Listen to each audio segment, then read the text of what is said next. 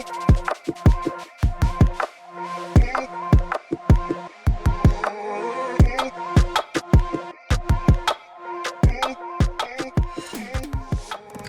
back to another episode of the CoachIQ podcast. We have Ace Carroll here, Coach Ace, as a lot of people know him. I'm not going to steal the spotlight. I'm going to let you go ahead, introduce yourself, tell us exactly what you have going on right now. What's your everyday look like? Where are you at this moment?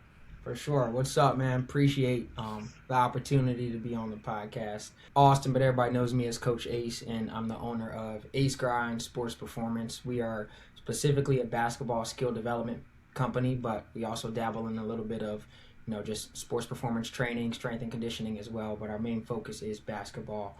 We're located in Bridgeport, Pennsylvania, which is basically right next to King of Prussia. If you guys are familiar with the Philly area, there's a huge mall, King of Prussia Mall.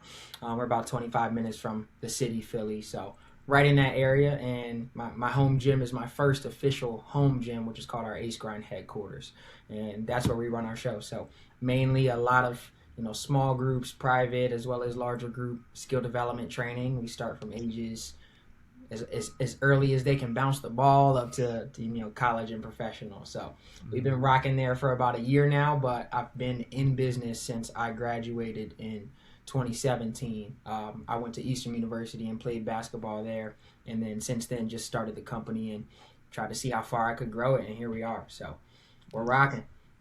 Nice. Now, is this your full-time thing that you do, just your business, or do you have anything else you do on the side? So this is my full-time. It organically moved into a full-time role for me in 2021. I started the business just as, my passion and kind of like, my part-time gig, and then it dominated and got to the point, after COVID, like I'm sure is similar for a bunch of people in our industry, and it just blossomed and has been taking care of me for the last 4 or 5 years now. What I've done over the course of that time since graduated, I worked a whole bunch of different jobs in the fitness and training industry, from, a chain personal training gyms to corporate fitness for larger companies, teaching classes, and as well as just doing and growing Ace Grind on the side. And also I've been coaching college basketball at Eastern University for the last 8 years now. So this is my 8th season. So I still do that, which is, if you know, it's a full-time job. I'm just, so you do have another thing on the side. You feel me? So it's that's essentially my side, but any coach will tell you it's full-time commitment, and I love it. So that's what I do on the side, but Ace Grind takes care of me and pays my bills, and that's my full-time baby. Very cool. Well, I mean, that leads me to my next natural question. How do you juggle all of that? Because you just mentioned it's another full-time job. For sure. I mean, any college coach I've ever talked to, whether it's assistant, head coach, or just a part of the staff, that's your whole life. Like, that's everything. 100%. So how do you juggle running that in conjunction with your private training business? Well, I'm blessed to have the team that I have around me, but mainly you have to delegate, you have to multiply yourself, you have to be willing to create a system that can be replicated by your team, so that the product is still consistent that you put out there. So over the years I've had interns that have grown into employees for me, and I've tried to go very specific on who I bring into my business, because I need help to be able to juggle all of these things, but quality people and quality trainers are what allows you to keep the product the main thing. So simply put, delegating, you can't go anywhere far alone or fast. You need people. So it's forced me into doing that. So some of it's trial and error, of course, but being taken away from my business for a couple months at a time and having to change my schedule to do the college practices and games, it's forced me to bring other people on and bring other people up, and that organically has helped my business grow. And now it's become like, okay, well, I know I need to bring another coach on if I want to keep coaching college basketball. So with help, essentially, is how I juggle it all. And then creating, schedules and system, and putting the same amount of effort I do into my training into the logistics side of it. Getting, 2 or 3 quarters ahead of, that next quarter that's coming up for training, understanding what my summer schedule is, taking advantage of my peak months is super important, because I know, during my college coaching schedule, that's not necessarily my peak training months anyway. So when it is peak, I gotta hit the ground running. So just a lot of planning and effort behind the scenes. Right. There's a couple points you made in there that I want to touch on that we haven't yet touched on with the podcast. You mentioned delegating and kind of creating more versions of yourself. That for me in my gym, like I've been able to mostly separate myself from running the on-court workouts, and that has allowed me to really supercharge what we're doing. Like I can focus on all of the back end stuff, and taking that step back from actually being involved in everything, at least for me, made me spot so many little holes, like, oh, this, and this. And it would come up, and like parents would mention something, and I'd be like, oh, why are they doing that? And then I look at it, it's like, oh, that's on me. Like, I could fix that, right? So my question for you would be, when you started to delegate, because this is something that I know scares a lot of coaches, it used to scare me big time. What did you do? How did you find that person? What was you said you had an internship process. What does that look like? So kind of just talk us through what that looks like, being able to create another version of yourself, because that is very, very crucial, in my opinion, to business success and just in general, being able to create more versions of yourself. You deliver a high quality product, you want more high quality trainers in the market. For sure. So my system that's worked very well for me has become like an internship to employee type of thing. I partner with Eastern University because being a graduate from there, I know that all the seniors in exercise science have to get senior internships. And there's a bunch of kids like me, not just at Eastern, but at these local universities that are looking for, what career they want to be in. So a lot of those kids get credits for the internship. So essentially it's work for me, but it's class credits for them. So we organically help each other. And the only way to thoroughly get a trainer to understand your commitment and your pride in the work that you do is for them to be around you, in my opinion. One, you have to know what that is for yourself. So kind of to the point you said, stepping back and like just evaluating and looking at other sessions and trying to see, okay, well, what do I do in my sessions and why do I do it? Like taking yourself out of it to evaluate that is the only way you're going to be able to teach it. So I really can connect with what you were saying, like taking a step back. I'm like, oh shoot, yeah, that is wrong. There is a hole, but you can't do that until you do take a step back.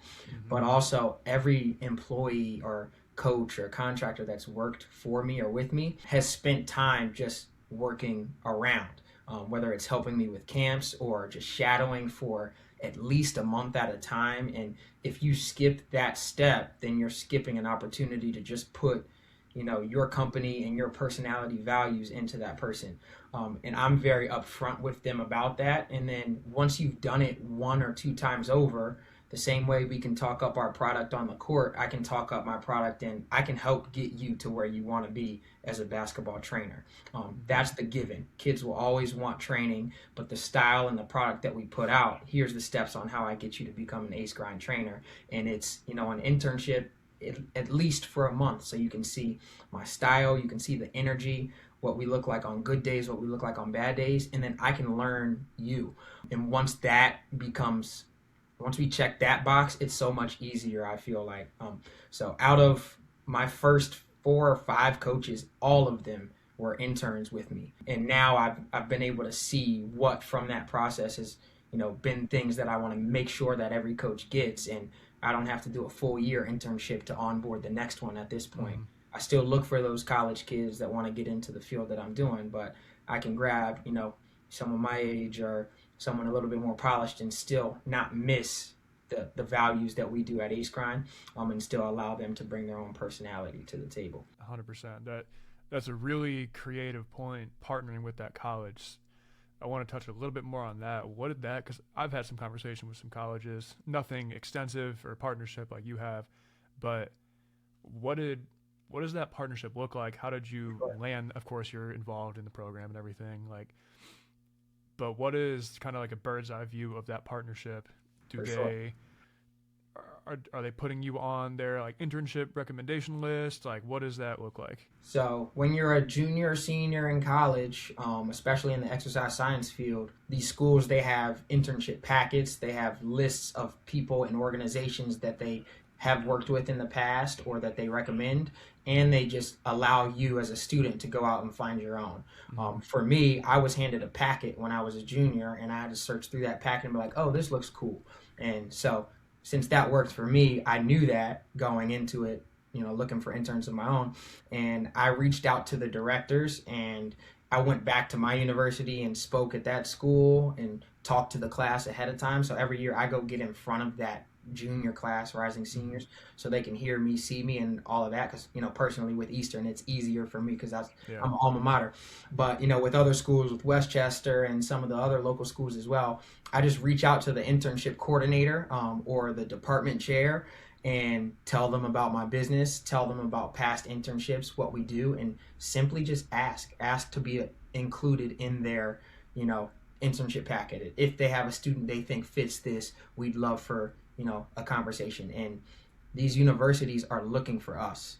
Like, that's the thing. Like, I feel like we often feel like that's what I'm saying, it's we got to apply to they're looking for more opportunities for their students, and they don't know what's out there. And then also for me personally, I'm sure you may be able to relate, like, people don't understand the success you can have in our field. And then in exercise science or in any athletic training type of degree, what we do isn't always glorified in their graduate and professional studies. It's like, go be a physical therapist or go be an athletic, but it's never run your own business and doing the passion you love. So I love to be that person that's tells these kids there's so much more that you can do with or without that degree.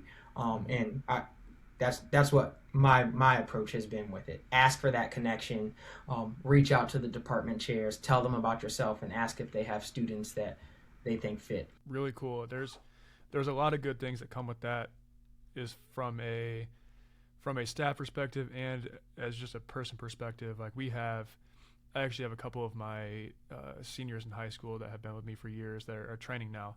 So like, I like to have them in because, one, it can teach them all of the, like, hey, you can do this. Like, I started this from nothing. You can figure this out. I'll help you out, help you find your voice. Like, because I know what it felt like when I first started, as far as just like a personal human confidence level. Like, when you begin to train and you know what you're doing, you can talk to a group, you can talk to a crowd. It's cool to see not kids. I mean, they're kids, I guess, but it's cool to see them kind of open up and become themselves. You see them grow. And two, from a staff and a program quality perspective, at least what I've found is those kids that are late high school, fresh out of college, that have never trained before, they're kind of like an open slate. You can teach them the right way, however you train, Exactly. what you have found to be the most effective, that all the families like, that have given results, versus maybe finding somebody that's been in the field for 5 to 10 years, been bounced around to a bunch of different programs, and they have their way of training that doesn't fit yours, and now there's kind of that clash. So that's a byproduct of being able to recruit those younger college kids and really helping them develop and hit the ground running. So I think that's a very, very cool point. Love it. I agree. Very cool point. So we've talked a bunch before on Instagram DMs. Do you have multiple locations going on? Do you have one location? What does your physical training locations look like? So I have had multiple locations over the last few years because I've been a trainer that trains out of multiple gyms. What am I trying to say the word there? I didn't have my own space, so I had rented time here, rented time there, and that was kind of how my dynamic was until I got my own space. Now that I've opened my own gym, that Ace Grind headquarters, I have that as our home base, and then I still have some partnerships with, other local gyms or facilities that aren't necessarily mine that I own, but over the course of building, working relationships and renting time, they still have, I'd say, like part-time partnerships with them. So I'm able to offer some of our classes and our trainings at different locations, and to the user, it doesn't make any difference. They're going to train with Ace Grind staff, but I still have my home gym facility. So I have right now two main locations, which is my Ace Grind headquarters, and then a gym called the Hoop House, which is a just a basketball training facility about a couple miles away, right near like Villanova University, and that's owned by my buddy Mike English, who runs kind of a youth basketball organization, and Ace Grind is partnered with that organization to be their training and skill development arm. We work with all of his teams and all of his clients and all Cool. of those kids to help develop them and make it a more, full service basketball organization. But then also I run, my AAU program out of there and also do some trainings and some weekly classes there as well. So those are our two main gyms that are really in our umbrella. And then, if we need to rent time at other local schools or places, we do as well. Really cool. So yeah, if you need to run like a big camp or something, like Exactly. yeah, you can do that there. You just mentioned I asked this to everybody that's involved in AAU and training at the same time. I personally am not. How do you juggle that? Being having an AAU team, a program. I don't know how big your program is, and also having that training side. Love How do it. you juggle that? What does that look like? So AAU, we all know the connotations and the feelings with AAU right now. It's kind of a unique space, and it's not the same that it's been over however many years That's ago. why. That's why I But gotta ask this. yep. And the reason I got into AAU, this is year one with Ace Grind Select AAU, is simply because I feel like AAU for me was done right. Mm-hmm. I got blessed to have a AAU organization that was just homegrown in my county, with my friends locally that I grew up with, and my best friend's dad coached that team, and he took us from sixth grade through 12th grade. We learned how to be men. We traveled to different states, stayed in hotels, team dinners, walkthroughs, everything that prepared me to be a college athlete and a man. I learned so many of those lessons from AAU. Now the dynamic of AAU is very different. And honestly, I've seen so much and so many people just talk negatively on AAU, and I've been in that point as well. But I'm like, but I actually have a chance to change it.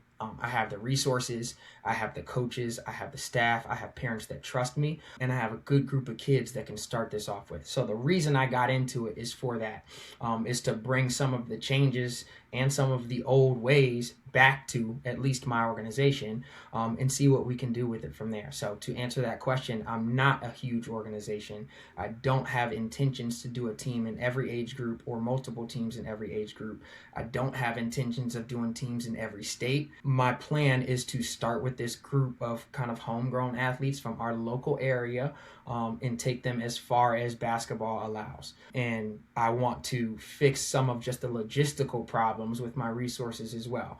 Everyone is upset with not enough development going on in the AAU field. And then also, strength and conditioning is something that every kid needs to play at the next level, but oftentimes doesn't have enough time in their schedule to fit that in with AAU and high school and all of those things. And I'm like, well, I went to college for exercise science, and that's my field before I started in basketball. So Mm-hmm. why not include that in their AAU membership during their practice time with their coaches, so it's more of a full service thing and they're not seeing 15 different coaches, and then also take them as far as I can. So that's where we are now. We have, I think, six or seven teams in different age groups, and it's just kind of random with our network of the age groups we started with. They're Mm-hmm. good teams and good parents, and we'll see what they do. And as teams graduate, we'll bring up some under them. But it's just to eliminate barriers to playing at the next level. We want to try to give these kids everything they need from AAU, as a man or a woman, to prepare them for their next steps and their next opportunities. I think I us didn't answer the as question either. we said what? I said I definitely got excited talking about AAU and didn't talk Yeah. about how I juggle it as much, so I will touch on that. Here you go. Well, I'll re-ask you after this. I think us as private trainers and people who really understand the development of kids, and especially I also had a really good experience with AAU. Like I was very close. It was just one team. We went through. I started eighth grade with that team through 12th grade. We it was pretty much family environment. Yep. Everything you said, I had the same experience. So it's very tough to see what has happened to it. Like it's tough to see. So I think us as private trainers and, like I said, people who understand development have a unique opportunity. And this is something that I was thinking about rolling out this year at our gym. I'm not sure if I will or not. I need to get everybody together, but an opportunity to do exactly that and kind of recreate the experience we've had, because at least, it's the national narrative now, is how bad it is. And you can see it, like 100%. you go to any weekend game and it's rough. Kids jump around teams all the time. It's rough. But do you do this will kind of lead into how you juggle it. Do you do this in the typical, 1 or 2 practices a week and then weekend games? Because the thought that I had would be to flip that almost. Like your weekends would be your practices, and then have maybe partner with a AAU organization to come in on Wednesdays or Tuesdays, whenever, and play you like a real game. So that could be a scrimmage for that AAU organization. So that would be my thought as to how I might do it. I need to, think of all the repercussions of changing it like that. But how do you handle that in conjunction with your schedule at the training facility? Hey, I just want to take a quick break. My name's Russell. I'm one of the founders of CoachIQ. We put on this podcast here. Our goal is to interview top coaches and business owners in the youth sports space across the United States and give you guys insight on the ground floor. How are they running their business? What do they think about the current ecosystem? And what are their thoughts on where things are going? So we're super excited to bring this to you guys. If you don't know about us, we are an all-in-one sports management platform. We run a lot of the businesses that we have on the podcast. And we're fortunate enough now to work with about 1,000 sports coaches across the United States. And it's our goal to make your life as easy as possible in running the business itself. Website, scheduling, payment management, everything handled seamlessly on our platform. And really what separates us is we are built specifically for sports. We're not powering nail salons. We're not powering Pilates studios. Every second of the day, we focus on you. So if that's something you need, where you're looking to get your time back or you're looking to actually grow your business, CoachIQ is really the only platform thinking about you every single day, interviewing and working with the top coaches in the industry, specific to sports. So if that's something we can help you with, we would love to connect with you. You can visit our website, coachiq.com, schedule a free demo there. The demos are awesome. It's really less about selling and much more about just walking through what we've learned and providing value on what other coaches are doing. And if it's a match, it's a match. So absolute no-brainer. Go schedule a demo, totally worth the time. And thank you guys for tuning in. Thank you guys for watching. Thank you for customers who are working with us. It allows us to do all this, make better product, and the main goal, help athletes all across the United States and the world get a phenomenal experience from you guys, the coaches. Yeah, so love what you were saying. There's a lot of opportunities for us to kind of change the narrative and change what the norm is, but these kids are so used to what has been the new norm now. It just takes us and takes good programs to slowly change that, and then it'll become norm. So with the norm being games on the weekends and these circuit companies and all of these different programs for them that the kids are locked in, I still do games on the weekends. Yeah. But we do 1 to 2 practices a week depending on the age group. All the middle school kids are pretty much doing 2 practices a week. With that, we also do weeknight league games or scrimmages, kind of like what you said, with other programs that I know the directors at. I'm always either inviting other programs in either during practice time or on other days. And then with our with our Ace Grind training programs, they also get discounted memberships and opportunities to come train with us if they wanted to add any more additional training in. And then all of our AAU members get free access to all of our online training programs and portfolio stuff that I've done with CoachIQ. So that's the baseline of what it'll look like. Depending on the age group, we increase or decrease. With younger kids in our area specifically, I know it's different everywhere, but these kids are young and play multiple sports. So each season is different, and I'm not that player or that coach that's just trying to tell them they have to be basketball players only. We just don't know yet. So I try to. The reason I like being a smaller organization is because it gives me the flexibility to make the program work for this age group. It's not a 100%. huge program that if I do this change with them, I have to do that change with every age group. So what you mentioned for our young kids, we're doing a fourth grade boys group. For them, a lot of those kids play other sports in the spring, and we may do a lot more weeknight scrimmages with other local programs because I know their weekend availability is a little different. But I like that thought process, is just being able to constantly, play and Mm-hmm. scrimmage and do those things that the kids need. So that's what we do so far. Cool. Very cool. Yeah, like I said, I think it's just a unique opportunity to combine that with the outside development that we would offer because it's all in house, So very cool. I think that's something that a lot of other businesses, I know they don't want to get involved with AAU. Even if you don't want to get involved with AAU, you can always like if I didn't want to do it, I could call it Pro Standard Development Club, like Exactly. something Yep. to that effect. So yeah, very cool point. You mentioned Coach IQ in there. So how do you utilize? We've already talked about everything you do. You have a lot going on. How do you use Coach IQ for your website? Do you use it for just the online training, like you mentioned? What role does it play in everything you have going on?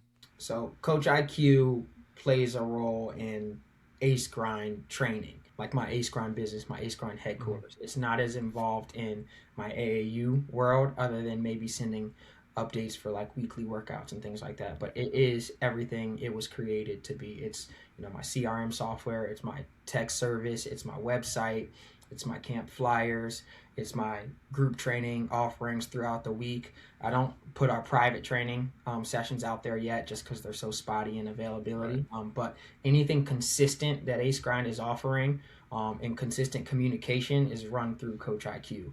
Online training programs are offered on Coach IQ, and just getting new users and new leads, all of that is managed through Coach IQ. And for myself, independent business owner, started off small and grew to where I was. I've used every resource that I could that was free, starting with Google Forms to Yeah. MailChimp to Smart Waiver to all free ads for all these guys at this point Yep.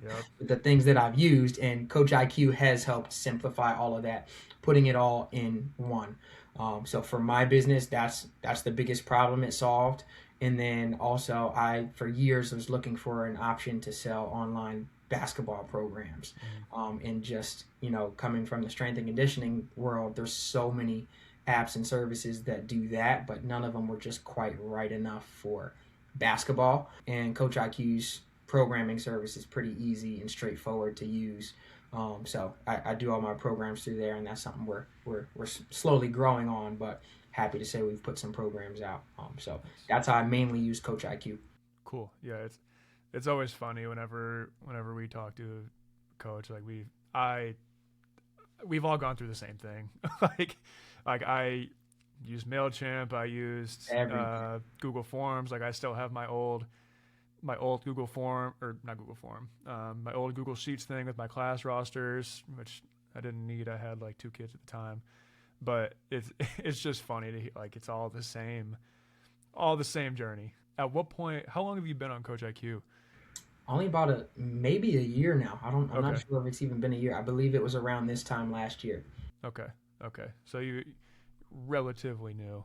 Yes, for sure. And Very nice. it took me a little bit to figure out some things, so I Yeah, feel yeah, like I know what I'm doing now, which is good. yeah. No, there is. That's the thing I like about it is Russell and the team. They keep adding new stuff, Exactly. and I mean, like, I work with them now, and I'm still trying to keep up. There's so much customizability that you can make to your business while also keeping everything in the same place. I think it's very, very cool. That was another reason I chose Coach IQ, just so you know and they know. I'm like all of us in our field, I'm personable. Like everyone I Right. work with is, I know you or I can talk to you. And being able to send Russell a text or an email and talk to someone face to face, that Mm-hmm. was huge for me because I got questions answered. And also just the personal connection is my entire field. That's what we do with our clients. So being able to have a platform that treats you like an individual, here's how your business is different from the rest, and appreciates your feedback and implements changes, like that's a huge reason I chose Coach IQ. 100%. I mean, me too. Before I even, joined on to work and help with the podcast and everything, they helped me a lot. Russell helped me a lot with like just questions I had, like random questions, like, hey, what should I do for this? Have you had a coach do this? How can I do this? And there's always like, boom, they respond quickly and real advice. It's not just like blowing you off. So that was a big reason for me as well. So that was another great point there. A couple more questions and we'll wrap it up. So with everything you got going on, let's say it's in you mentioned your peak month, which I don't know about you, but for me, it's the end of basketball season, midsummer, and then a random little jump here in fall. Definitely not in season. During your peak month, what does a week look like at your facilities with your AAU team, with your Ace grind in general? What does a normal week look like? So I'll look to the first peak month that's coming up is that time you mentioned, just before AAU starts heavy. Yep. And right after basketball season for most high schools and middle schools ends. Our peak months look like, so that's about end of February, March through early April. That's another peak time. We try to offer programming based on what we feel the kids need in that month, and I do a lot of strength/hoops classes that are about 30 minutes or 45 minutes of strength and conditioning at and in our facility, followed by on-court skill development, because a lot of the athletes we work with are young athletes that are needing to get stronger, needing to get more physical, one, to prepare them for their upcoming AAU seasons, but also just because they're in their freshman, they're in their sophomore year, and they need it. And AAU is getting ready to dominate their lives for the next couple months. So we offer a lot of those trainings. So we'll have, high school girls, high school boys, middle school girls, all classes for each of those age groups consistently throughout the spring, as well as, at our facility, we'll have private training hours specifically for private training or small group training that our coaches get to go in and book and schedule as well. And then with AAU starting, 2 of those nights a week for pretty much each team will be doing practices, but we don't do those in our training facility. Our training facility is mainly for training. It's more the personal side. It's more that type of vibe. So a week could look like, high school, even some college people home on spring break coming through, as well as the younger kids getting in for private and small group training. And then in the later evenings, we go into AAU practices. And then on the weekends, training and tournaments. And then in the summer, this summer, we're actually doing 4 weeks of camp. Last summer, we did our first, I think we did 3 or 4 last summer, and it went well. So got my summer camps out now, and those camps are offered, and they're going from about 9 to 2 p.m., and those will be happening also at a separate, bigger gym location, and then we'll have consistent programming all summer through our gym. So, parents have a plan before the summer starts, and they know there's always something they can drop into with us. Nice. Quick little point in there. You mentioned, correct me if I'm not understanding this right, during your private slot hours, you have your coaches book that. So right now, my gym is different than I feel like a lot of gyms. So my Ace Grind headquarters is, about 2,700 square feet. It's 2 almost full-size half courts next to each other, but they overlap each other. There's only enough space for, about 2 to 3 people on the smaller court and 4 to 5 on the bigger court comfortably, unless I want to use the full gym, for a session. So it is a little bit more intimate, to say the least, for training. So with that being said, I don't have the luxury to offer larger groups consistently, as well as larger groups while a private training session is going on. So I have to be very structured with those hours. So with my coaches, we all understand what the weekly group schedule is for classes is like, and then they all have an understanding of what hours are left open for them to schedule with their clients, which are ultimately Ace Grind clients, and them to utilize. And we have, in peak months, oftentimes certain days that coaches are assigned that they get the primary focus, or they get the primary look for the gym hours, and then it's on them to either use or don't use those hours. And then if they don't, other coaches can dabble in those hours as well. So we have an understanding and just a thorough grasp on the calendar of when the gym is open and what it's being utilized for, and we share it and work together to make sure we get our full client base through those doors. Nice. Yeah, I was just curious about that because that's Mm-hmm. something I'd considered. I know we've talked before. The only time I do individual work is in season for high schoolers. That's just how we do it. Yep. Um, and the way I have it is I make slots available. We only taken like 10 kids, if that. And whoever has, just because we don't have many workouts going on at this time of the year, winter is very slow for basketball, at least for me. We just have a coach, like one of our coaches is taking all Monday. So he would take, if somebody books Monday at 7 p.m. or not, then he would take that if so. So I was just curious. You don't have to answer this question if you don't want to, but what is that? How do you compensate your coaches for that? Like if they're booking a client in at 7 p.m., do they get a split of that? What does that look like? Because I know that's another big question that at least I get a lot from coaches is how do you pay coaches? Is it salary? Is it per session? Is it per group? What does that look like? And that's huge. So understanding how your business is organized from that standpoint will make or break you retaining coaches. So I'm very upfront with my coaches, and everyone goes through that same process. That's a part of like their internship with me. The coaches get a known split per client or per person in a group session. They know what that split is, and I'm very, very upfront with, how much the total number is and how much of that number they get. I'm not trying to hide from them because I've been in that spot. I worked as a personal trainer for a chain gym, and they were selling sessions at $125 an hour, and I was getting $40 out of that. But they at least told us. It was crazy that we had to sell it. But so the difference is I do a lot of the back end work with sales and partnering my clients with my coaches, and then I oversee a lot of that, but I leave it on them to schedule with those gym time hours. And then also, so yes, they do know they get paid a portion of that private session, and then for groups they get paid a portion of that. Now if we do a clinic or something that is a little bit more unpredictable on how many people we'll have in it, then I'll give them a known flat rate. Or if a lot of times we get teams that come and want to use our facility, and they have different rates for those teams, and we run team practices for local travel teams. They'll know their flat rate there. So I'm just very upfront with those costs, and that's been our system, and it's been successful so far. I don't have W-2'd employees. I have all 1099 contractors, and I also walk them through what that means and how to use it to their advantage from a tax and a business perspective.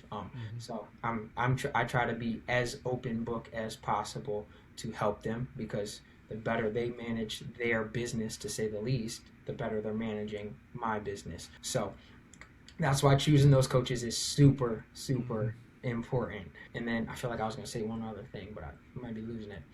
Yeah, I think that's pretty much it on that one. Oh, that's what I was going to say. And the reason being is because in the area I'm in, I've taken this first year just to like really study like what's needed and what's wanted from our client base in this area. Why do people choose us? Why do they come to us? And over and over again, they prove that Ace Grind is just more of a personal, like private and professional company. In my area, I'm actually in a saturated basketball training market. Like I opened my gym, and 2 months later, a huge facility opened right down the street. It's got 4 or 5 full courts, tournaments every weekend, and training. And there's another one down the other way. Like there's so many different facilities and basketball opportunities for these kids. So I'm like, okay, there's nothing wrong with that. We're all a family. I support everyone, but like, what can I do to make my company different? And I've had to learn how to embrace my niche, and we are a little bit more private, a little bit more, personal, and our clients appreciate that, and they seek us out for that. So those are reasons why I've kept more smaller groups and private training on our schedule. And then just with the gym size that I have, those two things fit. It makes sense. Very interesting point there, that all of your coaches are 1099. I have one of mine on. My manager is 1099, but the rest are W-2. So if coaches out there don't know, there's you get a lot more flexibility with 1099, like as far as kind of manipulating your taxes and what you pay. Mm-hmm. Do you have this is something that I think a lot of coaches would find interesting that have staff. Do you have like a PDF that they have to go through? Like when you said you educate them, of course, what does that process look like? Is it just sitting down? Like, is it just like naturally, or do you have like a formal, like, hey, you got to follow this? So, got to shout out my old intern and now administrative assistant, Adam. He just graduated from Eastern and he's in PT school right now. He still works for me remote and just handling a lot of stuff, kind of helping me out on the logistics side. But we sat down and made a like onboarding checklist for my coaches. And in that onboarding checklist, it has everything from, get CPR first aid certified. Here's where you can do it. Here's the business bank account that I choose. It's worked well for me. Here's where you can get some sports instructor insurance. Here's what I use. And I put all those resources in their face. So then when we have our meeting, I can talk them through all of those points as well. Let's sign our W-4 or our 1099 essentially and talk to them about what that means. So yes, I have kind of a PDF platform with some links included in it that has everything that we need to talk about. And when they're first starting with me, we have a couple follow-up meetings. And then I even give them Excel sheets that I've used over the years to track expenses, to track clients, and all of the resources that worked for me when I was on a smaller scale in terms of amount of clients I trained. I give to them, and I try to get them to be as organized as myself. I'm like, I want you to keep track of how much money you make every day, every week, every month, see the trends in that. I need you to understand what you're able to write off as a 1099 contracted coach. So educating them on the things they're able to write off, what's partially used for their business. And then another big question I ask every contractor that I have with me is, are you in this because you want just part-time work with me, and this is kind of like what works for you? You don't really want to grow your own business or grow your own thing. You love basketball training. You want someone to hand you clients. Is that why you're in this? Or do you have aspirations to start your own company? And once I get the answer to that question, I know how to coach them. I've had two of my boys that both worked with me in different scenarios and have both kind of started their own things even in this area, but we're still partners. I still send kids to them when I can't take them. They still send kids to me, but it was just an organic cycle. If you know from the start that this person wants to start their own thing, then it's not going to hurt you when they leave. You start getting them ready, and then I can bring the next one in when they're ready to leave. So that's huge from a business perspective on how to handle it. Like, coaches are going to leave at some point, but either get them ready to go off on their own, or get them as many resources as they can to feel comfortable to stay for as long as they need. Right. Yeah, and that too, to that last point, there's, at least in my area, maybe if you're in some smaller towns, there's not, but there are plenty of kids to go around. Like, there are more than enough. If you're running a business, a sports training business, and you're organized and you do it the right way, you don't need every single kid in the city to make money and be able to do it as a living. Like, listen, man, I'm trying to make some more like content videos and stuff, and like that was the first thing that I have on my checklist, because I've had to remind myself that over and over. Like, I just look back to Martin Luther King Day. Man, there were probably 10 basketball clinics offered on Martin Luther King Day in a 5-mile radius. And like, back to Chris, we're all doing the same stuff, but there's plenty enough business for all of us to be successful. But like, when I'm talking to myself, I'm like, but why are you doing it? Like, what's your why? And then once you know your why, you'll know how to deliver on that why. And like, those are the things, I try to tell myself is just, put your blinders on. There's enough business. Kids still choose you. And the kids that don't, there's nothing wrong with that. At the end of the day, we're all here to help these kids grow and get their best opportunity. And, I just see so many people not wanting to be the best. Of course, we all want to be the best, right. But it's like, there's no reason to try to keep kids. Like, just help them as much as they can, because if they choose to go somewhere else, the next kid will come in and those kids will come back happy, not out of spite. Like, there's enough business to go around, to say the least. That's every time a kid, like, because there's been some kids that they'll come up to me and Chase our manager here, he's here all the time. They'll come up to us and be like, hey, I think I'm gonna go do this, and we're always like, that's totally fine. Like, we wish Yeah. you the best. We hope you've had a great experience here. Always let us know if you need anything. And like sometimes those kids will be training at another place or whatever, and they'll like message us and ask us for advice, and like we don't. Of course, we help them out. Like It's like if it's we're not, always there's plenty. Like I think there's 250,000 people in my city. Like you're telling me, for us to make solid money, we need like 75 to 100 kids. Like you're telling me we can't get that many? exactly, if we're not helping the kids, like what are we even in it for? Yes. You know, and that's Yes. the AAU world as well. Like, kids are playing for a million other teams, but sometimes kids need different things. Whether, this kid was the best player on my team and needs to not be the best player on the next team, or, this kid just needs a different environment. Like, it's natural and it's organic. So you can ask any family that has played with me and gone to another program, like, that is my family. They will consistently be my family. I train multiple athletes that, have played for me and play for other programs. I train multiple athletes that don't play for me and play for other programs. We're in the business of helping kids, not Yes. being mad at them or their families for their choices. So Yeah. that's what we're about, at least. Yes. It doesn't do anybody any good. Like if a kid leaves and you feel some type of way about it and you're upset towards them, like you're just burning a bridge that doesn't need to be burned. And then that family is now telling every single other family, like, oh, this person did this and this. Like, we have kids that come to us and tell us about their previous whatever, and they're like, oh, they were mad and they said this and this, and I'm like, oh. So like for me, like if we say something about it, like even if we don't agree or whatever, if we are acting a certain way towards that kid, now that family and that mom, that dad is going to tell everybody else, and then you don't know how big their network is. So it does nobody any good for if somebody wants to leave to act any certain type of way. But great points there.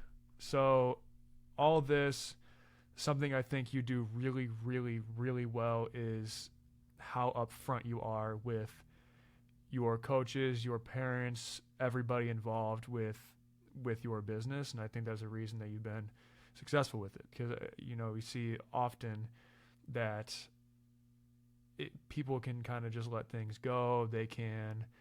They're not going to be totally upfront with it, and if all the details are not laid out up front, whether it be from business to client or business to staff, then things can come up later, right? Like things will come up later, and then we have to handle it a certain way based on your policies that you didn't lay out up front.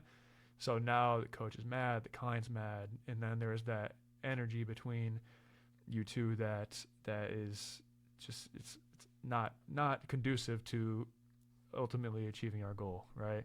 So I think that's a big point, is, and something I try to work on myself, is be unbelievably clear with your expectations, your goals, whatever it is when you're working with somebody, right? It just saves so much time down the line, right? Like, because there's no question about anything. This is what we're doing. This is what it is. This is exactly what the plan is, right? So I think that's a huge learning lesson for whether it be business or anything. So last question, what is next? You have all this stuff going on. What is next? Are you focused on just keeping everything moving along? Are you trying to lock in more on the training side? Are you trying to open up another facility?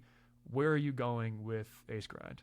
For sure. Love it. I appreciate the words on the last point too, because it's it's hard sometimes too. It's rewarding when you are upfront. What's next? My goal is, like, I'm corny and I try to put like themes to my years and stuff like that. And like this year I am trying to like just separate myself from the crowded middle. Those words mean a lot to me, because it's like we may all be doing the same thing, but what makes yourself different? And separate yourself does not mean make yourself better or worse. It just means be different. And we already are in a lane of our own, I feel like. So with what I'm doing currently, without setting huge goals for me, I want to just tie up every loose end. Getting Coach IQ was a big part of tying up loose ends just from a consistency and organization standpoint, but I want to really understand what makes an Ace Grind training session different and make sure every coach in every session is, doing that or emulating that. I want to really understand what type of schedule works best for each month of the year, each month, each week, and try to get some consistency and strategy with that, because I've been in my gym for 1 year, and that year has been a year of collecting information.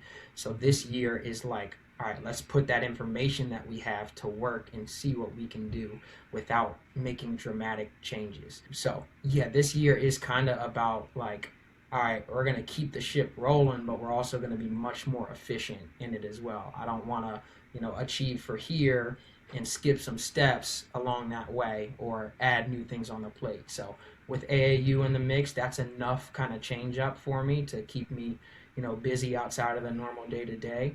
But our goal is just to really, really dive into the product we're putting out there and see, is it at the best possible, possible category of product that we can put out right now? Is our system, is our weekly schedule, is our sessions, is everything at the best we can do, and is it consistent with where we're trying to go? Does it fit our company personality? And that's the goal of this year. And then along those lines, finding different things to add more value to what we do, like adding in the online, adding in different customer follow-ups and client rewards and stuff like that. Like those are the type of things I'm really focused on this year.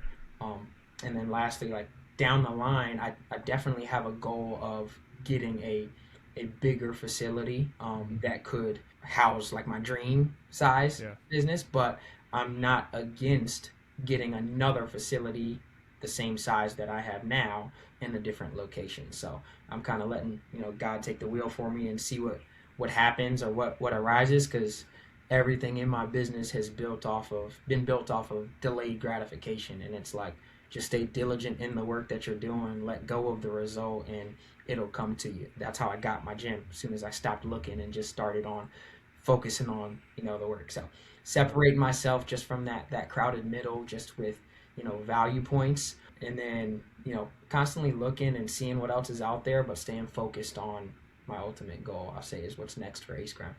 Right.